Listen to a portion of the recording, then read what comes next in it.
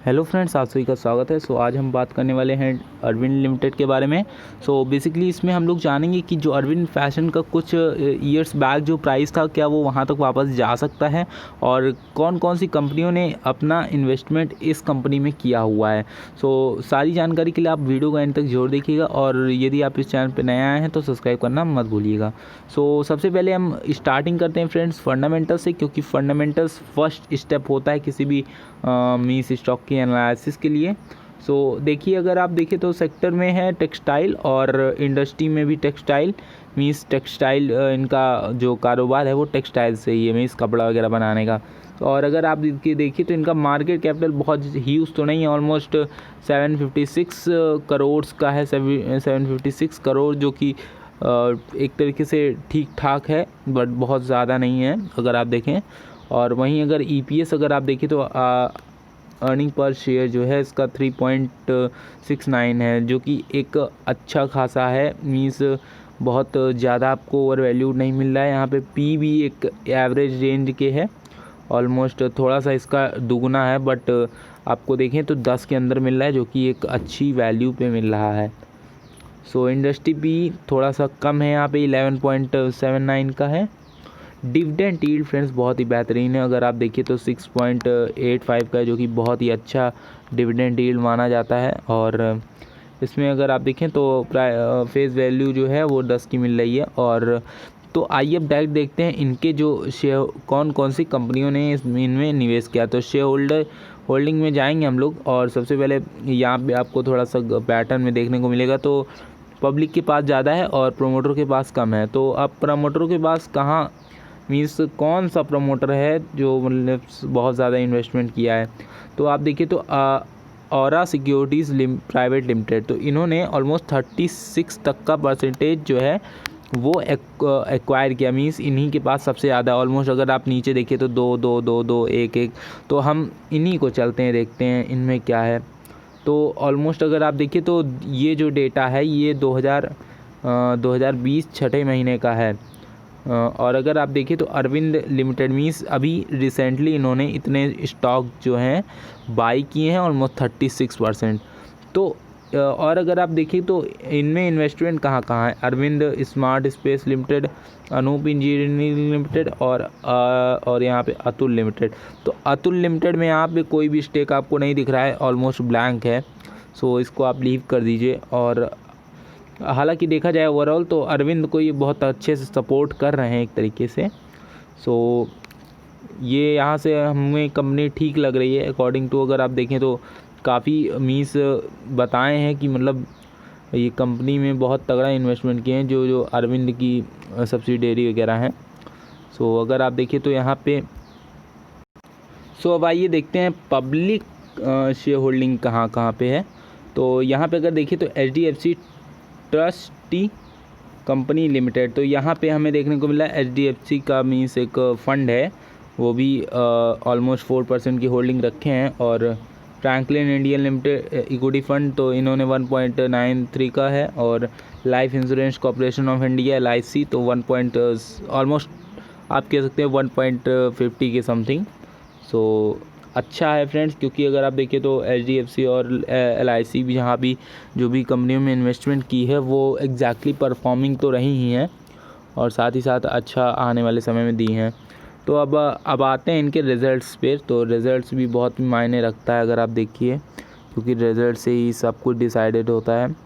और तो हम इनके 9 क्वार्टर्स को कंपेयर करने वाले हैं, 19 का और 2019 का और 2099 का, और फिर यहाँ पे हम 2020 में आ जाएंगे। तो अब आप यहाँ देखेंगे 2019 के जो पहला क्वार्टर था वहाँ से अगर आप देखिए तो ऑलमोस्ट 6 थोड़ी गिरावट आपको देखने को मिली है इनके प्रॉफिट में। और अगर पिछले से भी कंपेयर करें तब भी, क्योंकि फ्रेंड्स कोरोना वायरस और टेक्सटाइल कंपनियों को भी थोड़ा सा बैड इम्पैक्ट पड़ा है उनके पे भी। और अगर आप देखें तो अदर इनकम में इनको भी लॉस हुआ है अभी। आप देखें तो एक तरीके से इनको बहुत ज़्यादा प्रॉफिट तो नहीं हुआ है, बट ओवरऑल अगर आप देखें तो कंसोलिडेशन प्रॉफिट में इनको इस बार लॉस हो गया है तगड़ा, 12.30 का, तो इनको थोड़ी सी रिकवरी करने दीजिए। अगर आप कोई भी मीन्स अभी डिसीजन लेना चाहते हैं तो according to my view friends आपको अभी रुकना चाहिए। एटलीस्ट 1 मंथ या 2 मंथ आपको रुकिए, फिर उसके बाद इसमें इन्वेस्टमेंट करने का सोचिए और जैसा परफॉर्मेंस रहता है आने वाले टाइम में। और अभी अगर हम इनके जो भी रिटर्न्स के बारे में अगर हम बात करें, सो रिटर्न्स इनके बहुत ही माइनस में, अगर आप देखिए तो ऑलमोस्ट 5 ईयर्स में इन्होंने माइनस दिया है 90% तक का माइनस का रिटर्न। बट यहाँ पे जो ये शो हो रहा है 90%, ये एक्चुअली में अगर आप देखेंगे तो अरविंद फैशन जो अरविंद लिमिटेड था बेसिकली पहले 500 का स्टॉक हुआ करता था। बट यहाँ पे हुआ क्या फ्रेंड्स कि इनका जो अरविंद फैशन एक स्टॉक है उसका मीन्स कंपनी बट गई 2 हिस्सों में और उसका स्टॉक बहुत ज़्यादा महंगा हो गया था। तो जो लोग 500 भी लेके रुके हुए थे उनको बेसिकली ये जो 90% आपको दिख रहा है ये एक्चुअली में लॉस नहीं है। जिन्होंने उस टाइम स्टॉक लेके रखा हुआ था 500 रुपये में अरविंद फैशन का, उनको एक अरविंद लिमिटेड का जितने लोग लिए हुए थे तो उनको अरविंद फैशन का भी स्टॉक मिल गया था, जो भी रेशियो रहा 1:2 का या फिर ऐसे ही कुछ था फ्रेंड्स, एग्जैक्टली मुझे वहाँ तक नहीं पता है। सो अगर आप देखें तो ये 1 डे का और ये ऑलमोस्ट वो 3 मंथ्स में परफॉर्मिंग रहा है। बट यहाँ पे अगर आप ओवरऑल देखिए जो कंपनी इन्वेस्टमेंट की हैं उनके कारण यहाँ पे ये अभी इन्होंने ईयर ऑन ईयर का जो फाइनेंशियल Q4 का ईयर ऑन ईयर अगर देखिए तो लॉस पेश किया है। तो यहाँ पे बहुत ही मतलब इस बार का इनका रिजल्ट नहीं अच्छा आया है।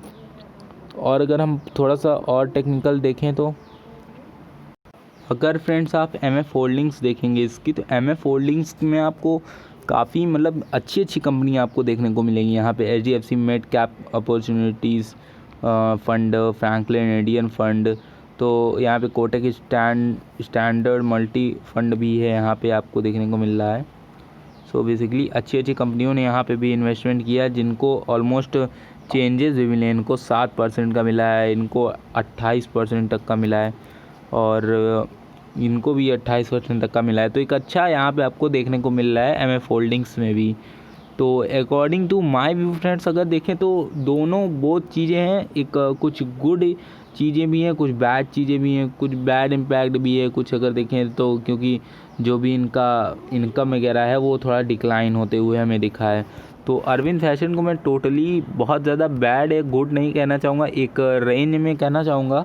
और अगर ये स्थिति अपनी सुधारते हैं आने वाले 1-2 महीनों में, सो इनका परफॉर्मेंस अच्छा हो सकता है। क्योंकि अगर आप थोड़ा सा भी अगर रिज़ल्ट्स में अगर देखेंगे तो रिज़ल्ट्स में अगर आप इस पॉइंट पे देखिए नेट प्रॉफिट में फ्रेंड्स, नेट प्रॉफिट में इनका यहाँ से यहाँ तक तो लॉस हुआ है, लेकिन अगर इनके सफ़र में आप देखिए ये यहाँ से यहाँ बम्पर गिरावट हुई, कंफर्म है फ्रेंड्स।